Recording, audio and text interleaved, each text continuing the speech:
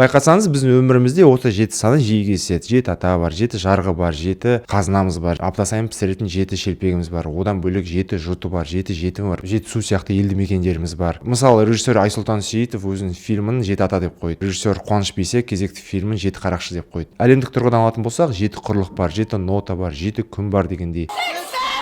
Криштиану Роналду 7-ші нөмір тағады. Солай кете берсек болады. Жазушы және аңызтанушы Серікбол Қондыбайдың айтуынша, осы 7 саны бүкіл әлемнің математикалық моделін ұстап тұрған дүние. Яғни қарапайым сөзбен айтатын болса, 3 саны бұл тіктік өлшем, яғни аспан, жер асты әлем. Ал 4 болса, бұл дүниенің 4 бұрышы, яғни екеуін қосатын болсақ, 7 саны шығады. Қазақ 7 дегенде бүкіл ғарыш пен жер кеңістігінің толық абсолютті моделін назарда ұстаған деседі. Жазушы Серікбол Қондыбайдың тағы бір нұсқасы бойынша, бұл ешқандай да сан емес, белгілі бір межеге жету деген түсініктен қалыптасқан дейді. Яғни осыдан ер жету, бой жету сөздер шыққан деседі. Ең қызығы, сол ежелде ер жететін шаққа жетіп, үлкендердің арнайы сынағына өтіп жатқан жасөспірімді бабаларымыз жетім деп атаған екен. Яғни о баста ол ешқандай да ата-анасы қалған бала емес, ол белгілі бір межеге жеткен, шаққа жеткен бозбаланы сипаттайды екен. Ал сіз осы 7 санына байланысты қандай қызық фактіні білесіз?